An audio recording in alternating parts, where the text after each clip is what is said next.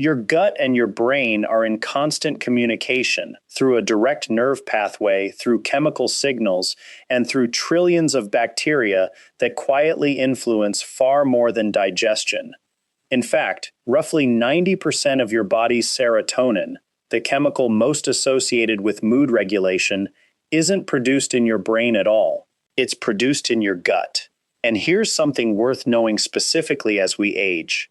Gut bacteria diversity naturally tends to decline over the decades, sometimes further disrupted by common medications, changes in diet, or reduced mobility, which means this connection may matter more in your 60s, 70s, and beyond than at any earlier point in life. Today we're covering 8 signs that your gut health might be affecting your mood more than you realize, including one sign that shows up on your skin and a bonus sign at the end tied to your food cravings that most people assume is just a lack of willpower, when it might actually be your gut bacteria talking. Let's get into it. Here's what makes this connection so easy to miss. We're taught to think of digestion and mood as 2 completely separate systems. One handles food, the other handles feelings. But your gut and brain are connected by something called the vagus nerve, a direct communication line that carries far more signals from your gut up to your brain than the other way around. That means what's happening in your digestive system isn't just staying in your digestive system, it's actively shaping your stress levels, your anxiety, and your emotional state in ways most people never connect back to what they ate or how their gut is functioning. Stick around, because sign number 4 is one that gets misdiagnosed as a purely psychological issue for years before anyone considers the gut might be involved at all. This also explains something a lot of people have experienced without ever naming it: the gut feeling before a stressful event, or nausea during periods of anxiety. Those aren't just figures of speech, they reflect a real, physical communication pathway between your digestive system and your emotional state, running constantly in the background of daily life, whether or not anything is visibly wrong. How this actually works. Before the list, here's the short version of the mechanism, because it makes every sign that follows make a lot more sense. Your gut is home to trillions of bacteria, collectively called your gut microbiome. These bacteria don't just help digest food, they produce a significant portion of your body's neurotransmitters, including serotonin and a smaller amount of dopamine, both of which play major roles in mood regulation. Your gut lining also communicates directly with your immune system, and inflammation in the gut has been linked to inflammation-related changes in brain function and mood. When the balance of gut bacteria is disrupted through poor diet, stress, illness, or antibiotics, this entire signaling system can shift, and that shift doesn't stay contained to your digestion. It often shows up as changes in mood, energy, and mental clarity that seem to have nothing to do with your gut on the surface. It's worth being clear about what this does and doesn't mean. Gut health almost certainly isn't the sole cause of anxiety, depression, or any diagnosed mental health condition. Those are complex conditions with many contributing factors, including genetics, life circumstances, and brain chemistry that extends well beyond the digestive system. What the research increasingly supports is that gut health is a meaningful contributing factor for many people, one that's often overlooked entirely in conversations about mood. This is particularly relevant later in life for a few specific reasons. Many common medications prescribed more frequently after 60, including certain blood pressure medications, acid reflux medications, and antibiotics for recurring infections, are known to affect gut bacteria balance as a side effect. On top of that, life changes like retirement, reduced mobility, or the loss of a spouse or close friends can independently affect both diet and gut function. At exactly the same time, mood is already being affected by those changes for entirely separate reasons. Untangling which symptom is coming from where isn't always simple, but knowing the gut is part of that picture at all is often the missing piece. Let's go through the signs. 1. Anxiety that flares up after certain meals. Some people notice a pattern where anxiety or a jittery, on-edge feeling shows up specifically after eating certain foods, often processed foods, high-sugar meals, or foods they may have a mild sensitivity to. This isn't the same as generalized anxiety that exists regardless of what you eat.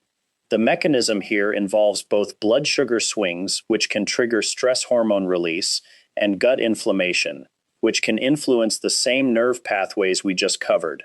A rapid rise and fall in blood sugar prompts the release of adrenaline and cortisol as your body works to stabilize it again, and those are the exact same hormones involved in the physical sensation of anxiety, which is part of why the timing can feel so specific and repeatable. If you notice a consistent pattern of feeling anxious specifically within an hour or two of certain meals, that timing itself is a meaningful clue worth paying attention to, and worth mentioning to a doctor rather than dismissing as unrelated.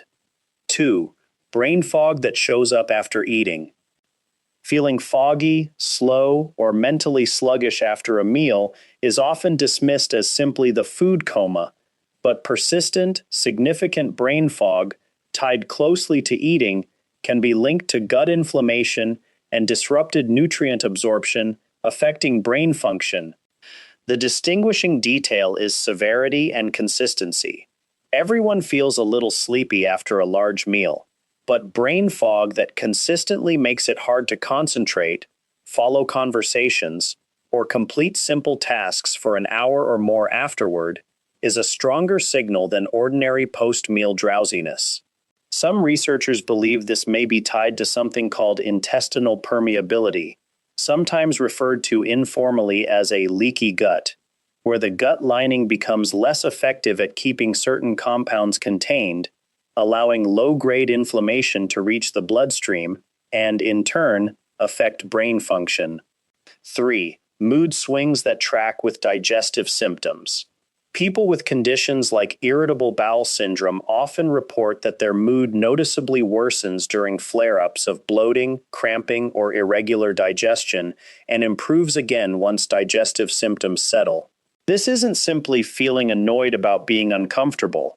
Research on the gut-brain connection suggests the same inflammatory and nerve signals driving the physical symptoms are also influencing mood directly. If you notice your irritability, low mood, or anxiety consistently rises and falls in sync with digestive symptoms rather than with events in your day, that pattern points toward the gut as a meaningful contributing factor. Some people describe this as feeling like a completely different person during a flare-up, shorter-tempered, more anxious, less able to handle normal daily stress, and then feeling noticeably more like themselves again once their digestion settles, sometimes within the same day. 4. Depression or low mood alongside chronic digestive issues. This is the sign we mentioned in the curiosity loop, the one that often gets treated as a purely psychological issue for years. People with chronic digestive conditions have measurably higher rates of depression than the general population, and researchers increasingly believe this isn't purely psychological in origin. Ongoing gut inflammation appears to directly influence mood-regulating brain chemistry over time. This doesn't mean every case of depression has a gut-related cause, but for someone with both a long-standing digestive condition and persistent low mood, treating only one side of that equation may explain why treatment sometimes falls short. The two may need to be addressed together. This is worth flagging clearly. Depression later in life is often dismissed as an expected part of aging, or attributed entirely to circumstances like retirement or loss, when a physical, treatable contributing factor may also be quietly at play. 5. Poor sleep that comes with digestive discomfort. Your gut produces melatonin as well as serotonin, and digestive discomfort at night, bloating, acid reflux, irregular bowel activity, can directly disrupt sleep quality. Poor sleep, in turn, is one of the most well-established contributors to next-day irritability, anxiety, and low mood. This creates a cycle that's easy to miss. Gut discomfort disrupts sleep. Poor sleep worsens mood and increases stress hormones, and elevated stress hormones can further disrupt gut function the following day, which then makes the next night's sleep worse again. People often treat the mood symptoms and the sleep symptoms as separate problems, addressing one with a sleep app and the other with stress management, without noticing the digestive thread connecting both of them and quietly keeping the whole cycle going. 6. Skin issues that flare up alongside mood changes. This is the visible sign we teased in the hook. Conditions like acne, eczema, and rosacea have been linked in research to gut health and inflammation, largely through what's sometimes called the gut-skin-brain connection. Many people notice their skin flares up during the same stressful periods when their mood is lowest and their digestion is most disrupted. And increasingly, evidence suggests these three aren't a coincidence, but a shared underlying inflammatory pattern. If you've noticed your skin, your gut symptoms, and your mood all tend to worsen during the same stretches of time, that clustering itself is meaningful information, even before any single symptom looks severe on its own. 7. Increased sensitivity to stress after antibiotic use. Antibiotics are sometimes necessary and can be genuinely important for treating infections. This isn't a sign to avoid them when a doctor recommends them. But antibiotics don't just target harmful bacteria. They can significantly reduce the diversity of beneficial gut bacteria as well, and it can take weeks or months for that diversity to fully recover. Some people notice a period of heightened anxiety, low mood, or stress sensitivity in the weeks following a course of antibiotics, which researchers believe may be connected to this temporary disruption in gut bacteria.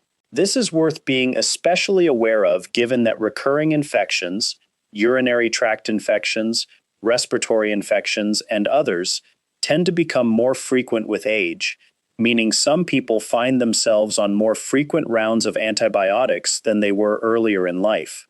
If you've noticed your mood shift noticeably after a round of antibiotics and couldn't explain why, this connection may be part of the answer. 8.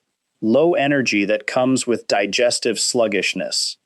Persistent fatigue that shows up alongside bloating, irregular digestion, or a general feeling of digestive sluggishness can point toward gut-related nutrient absorption issues. When your gut isn't functioning optimally, absorption of key nutrients like B vitamins and iron, both important for energy production, can be affected, even if your diet on paper looks nutritionally adequate.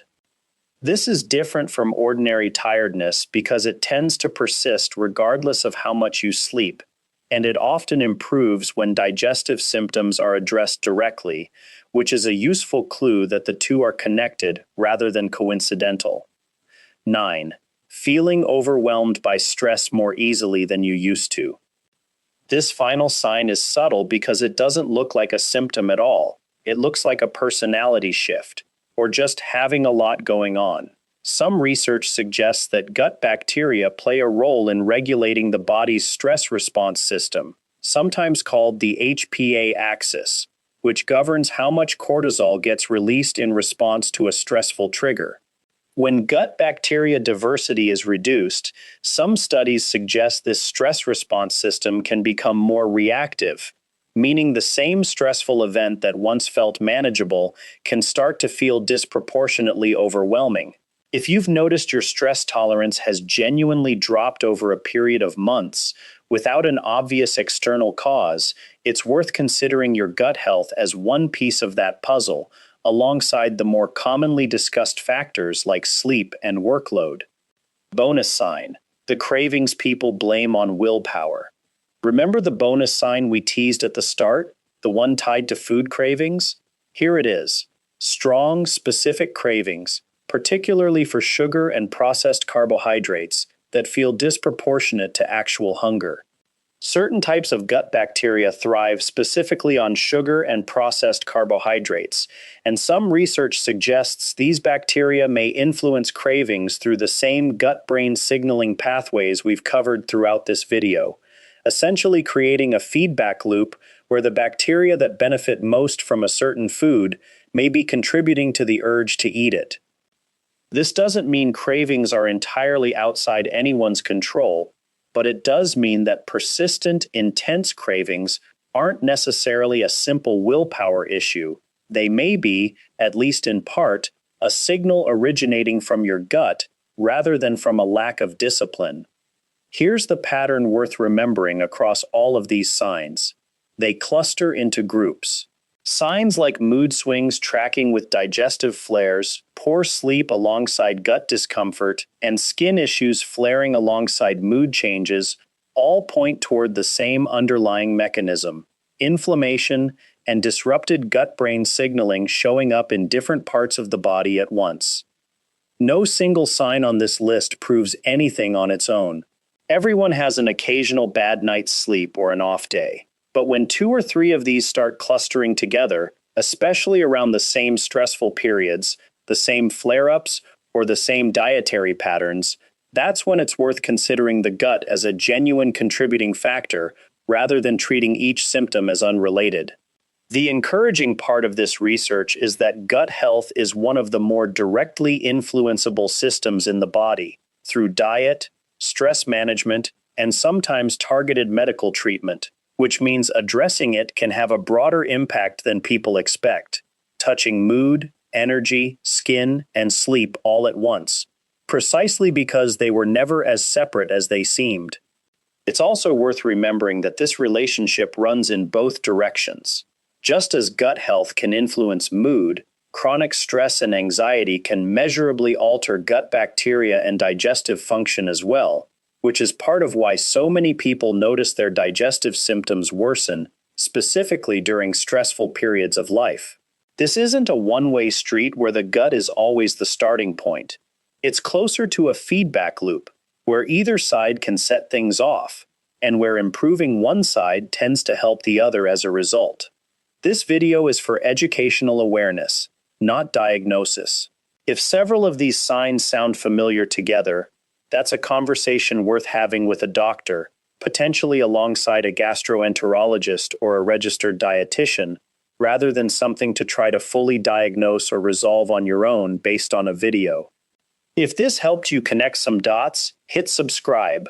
We cover health signals like this every week, specifically for what matters most in your 60s, 70s, and beyond, including our video on early warning signs of thyroid problems most people miss, right here.